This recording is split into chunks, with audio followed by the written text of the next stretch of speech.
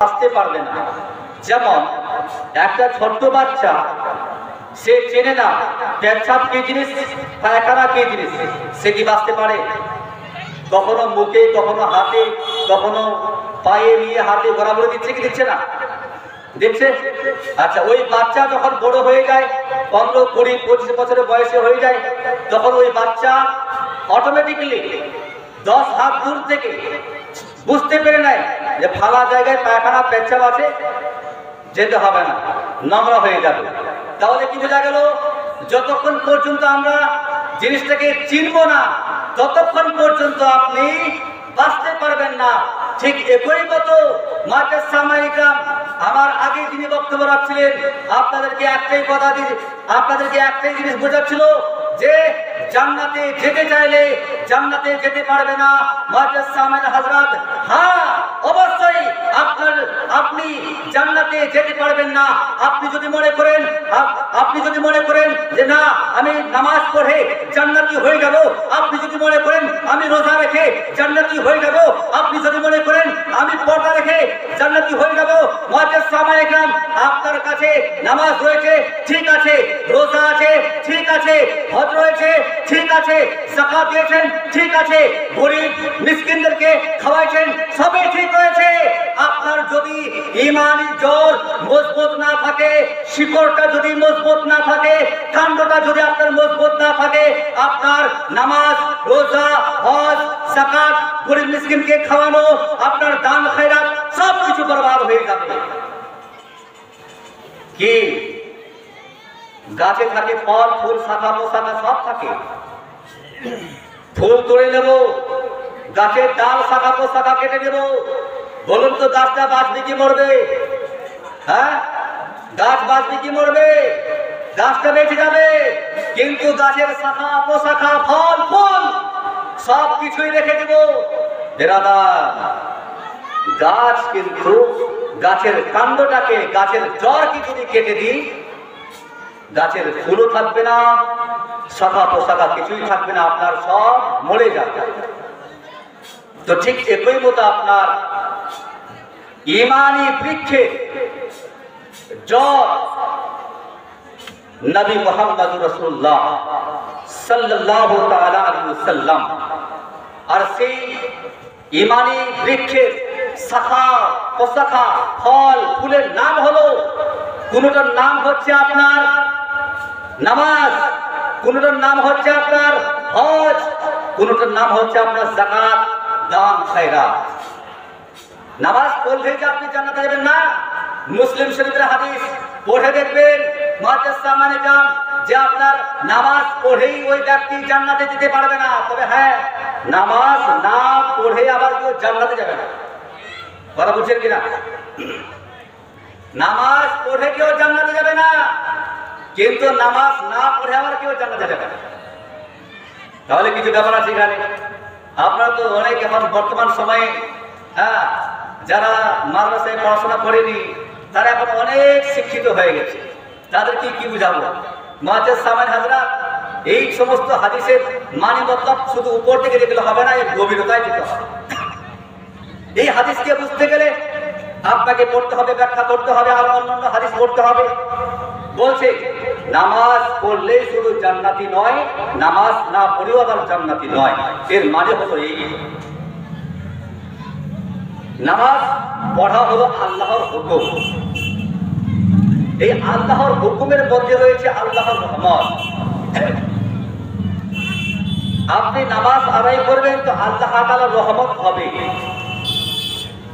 জান্নাতে একমাত্র বান্দারা যাবে আল্লাহর রহমতে, আল্লাহর দয়াতে। তো আল্লাহর দয়া কাদের উপরে থাকবে? আল্লাহর দয়া কার উপরে? নামাজের উপরে না বেনামাজের উপরে? আল্লাহর দয়া নামাজের উপরে। যে আপনার নামাজ পড়বে, যে আপনার রোজা রাখবে, অটোমেটিক্যালি আল্লাহর দয়া হবে। কারণ বান্দা তো আল্লাহর কাজ করতেছে, বান্দা তো আল্লাহর গোলামি করতেছে, আর আল্লাহ তাআলার গোলামি যে করবে সে তো গোলাম হয়ে যাবে। আর গোলামকে আকা অর্থাৎ আল্লাহ ভালোবাসবে না তো কাকে ভালোবাসবে? বেটা যদি বাপের কথা না শুনে তাহলে কি বাপকে আদর করবে? করবে না। মাঝের সামনে হযরত ঠিক একই মতো, বাপ তখনই ছেলেকে ভালোবাসবে যখন ছেলে আপনার কথা শুনবে। এবার দেখুন, ঈমান ও ইসলাম গ্রহণ করা যায় যেমন ভাবে এই মেহফিলটাকে তৈরি করা হয়েছে, ঠিক একই ভাবে আবার এই মেহফিলকে ভাঙ্গা হবে কি হবে না? আজকে জালসা হবে, হয়ে গেল, কালকে এই প্যান্ডেল কি থাকবে? থাকবে না। মানুষ চাইবে তো ভেঙে দিবে, চাইলে পরে 10 দিন আরো রাখবে। ঠিক যেমন ভাবে যেটাকে গ্রহণ করা যায় সেটাকে আবার কি ভঙ্গ করা যায়। তো ইসলাম যেমন গ্রহণ করা হয়েছে যেমন আবার ভঙ্গ করা যাবে। ঈমানকে যেমন অ্যাকসেপ্ট করা হয়েছে, কিছু কর্ম আছে ঈমান অ্যাকসেপ্ট করার পরেও তার ঈমান বাতিল হয়ে যেতে পারে। যেমন বিয়ে করার জন্য কিছু শর্ত আছে, বিয়ে ততক্ষণ পর্যন্ত আপনার কমপ্লিট হবে না যতক্ষণ পর্যন্ত ইজাব ও কবুল হবে না। যদি ছেলে পক্ষের মেয়ে পক্ষের পিতামাতা তার ছেলে মেয়েকে এমনিতেই বিয়ে দিয়ে দেয়, বলে বেটি যাও, বেটা যাও, তুমি নিয়ে চলে আসো, এমনিতেই নিয়ে চলে আসলো, বিয়েটা কি হবে? 10টা গ্রামের মানুষকে ভোজ ভাত করে খাওয়াইছে, বিয়েটা কি হয়ে যাবে? কেন হবে না? অনেকগুলো মানুষ দেখলো তো, দেখেছে, বিয়েটা হবে না কেন? যেটা ফরজ ছিল, যেটা শর্ত ছিল বিয়ে ইজাব ও কবুল করা, সেটা করা হয় না।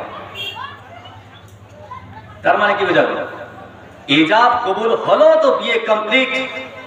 আবার দেখুন মুসলিম শরীফের হাদিস, এটা বোঝাচ্ছি আপনাদেরকে, বোঝা দরকার আছে যে আপনার ইজাব ও কবুল দ্বারাতে আপনার বিয়ে কমপ্লিট হলো। ঠিক একই ভাবে কিছু কর্ম আছে যেটা দ্বারাতে বিয়েটা রিজেক্ট হয়ে যায়, ভঙ্গ হয়ে যায়। তাতে ওই মেয়ের যদি 3টা 4টা 10টা 300টা 3000টা বাচ্চা হয়ে যায়, তবুও তার স্ত্রী আর থাকবে না, স্বামী আর থাকবে না, স্ত্রী আর থাকবে না। সেটা কি জানেন? সেটা হলো একটা আপনার তালাক। মুসলিম শরীফের হাদিস, হযরত আয়েশা রাদিয়াল্লাহু তাআলা আনহা থেকে বর্ণিত, তিনি বলেছেন যে রেফা কারজি বিবি উনি নবী মুস্তাফার খিদমতে হাজির হলেন, হাজির হয়ে বলছে, ইয়া রাসূলুল্লাহ, ইয়া হাবিবাল্লাহ, আমার স্বামী আমাকে তালাক দিয়েছে। বলছে, ইয়া রাসূলুল্লাহ, আমাকে তালাক দিয়েছে, আর উনি কাতই করে দিয়েছে, অর্থাৎ আমাকে ব্যাক ওয়াক্ত একই সঙ্গে তিনটি তালাক দিয়েছে। ইয়া রাসূলুল্লাহ, এখন আমি আব্দুর রহমান বিন জাবিরের সঙ্গে বিবাহ করেছি।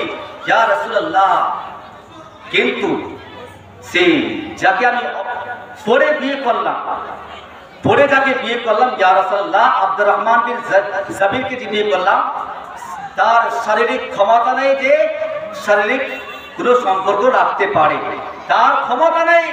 ইয়া রাসূলুল্লাহ, তখন নবী মুস্তাফা বলছেন, ও সাহাবী শোনো, তুমি ততক্ষণ পর্যন্ত তুমি কি আবার রিফার কাছে যেতে চাও? রিফাকে তুমি কি পেতে চাও? বলছে, হ্যাঁ ইয়া রাসূলুল্লাহ, আমি আমার ওই প্রথম স্বামীকে পেতে চাই। তখন বলছেন, তুমি ততক্ষণ পর্যন্ত আব্দুর রহমান বিন জাবিরকে ছেড়ে দিয়ে রিফার কাছে যেতে পারবে না যতক্ষণ পর্যন্ত শারীরিক সম্পর্কে আব্দুর রহমান বিন জাবিরের সাথে না ঘটে যায়। এই হাদিসটা হয়তো এরকম বুঝতে পারলেন না, এখন বুঝুন। একজন ব্যক্তি স্ত্রীকে তালাক দিল, 1 2 3 করে 1 2 3 তালাক দিয়ে দিয়েছে। এটাতে মতবিরোধ আছে।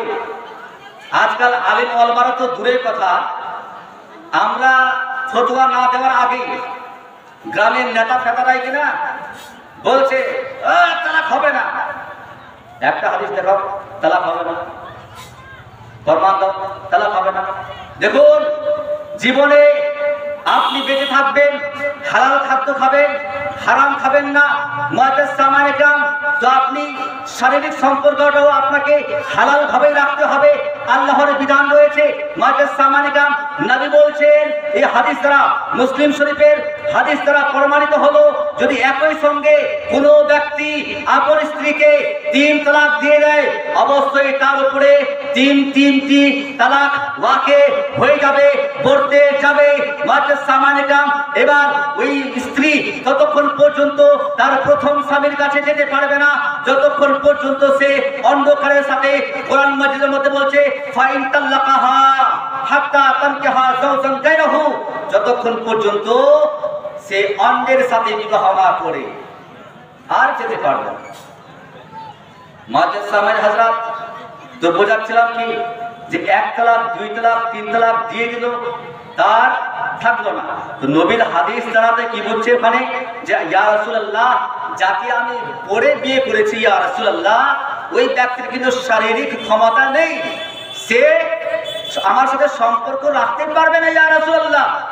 তখন নবী বলছেন, তার মানে তুমি এর কাছে থাকতে পারবে না, পুনরায় ওই রিফার কাছে যেতে চাও?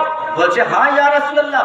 বলছে তুমি যে ততক্ষণ পর্যন্ত যেতে পারবে না যতক্ষণ পর্যন্ত এর সাথে শারীরিক সম্পর্ক রাখবে না।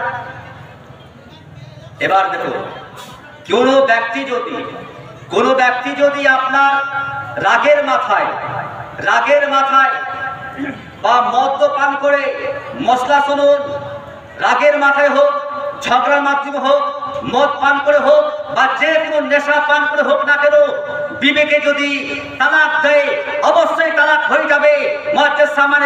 কারণ আপনাকে বুঝাতে চাই যে আপনার বিবিকে আপনি কখনো মোহাব্বতের সাথে, ভালোবাসার সাথে কখনোই কোনো ব্যক্তি তালাক দিতে পারে না।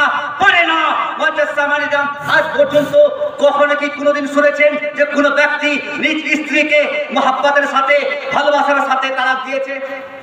এ ভাই বল কি মোহাব্বতের সাথে, ভালোবাসার সাথে দিয়েছে তালাক? না। দেয় তো দেয় কিভাবে? রাগের মাথায় দেয়, নেশা অবস্থায় দেয়। তার মানে কি বুঝে গেল? তালাক হয়ে যাবে। এবার এটার সাথে খেলা করবেন না। হায় হায়, আমি তো খুব বিবিকে ভালোবাসি, করা যাবে না। তবে কি 3টা স্টেপ আছে, 3টা তালাক আছে। 1 তালাক দিবেন, 1 তালাকের হুকুম আলাদা আছে। 2 তালাক দিবেন, 2 তালাকের হুকুম আলাদা আছে। 3 তালাক দিবেন, আউট, এ আপনার শেষ।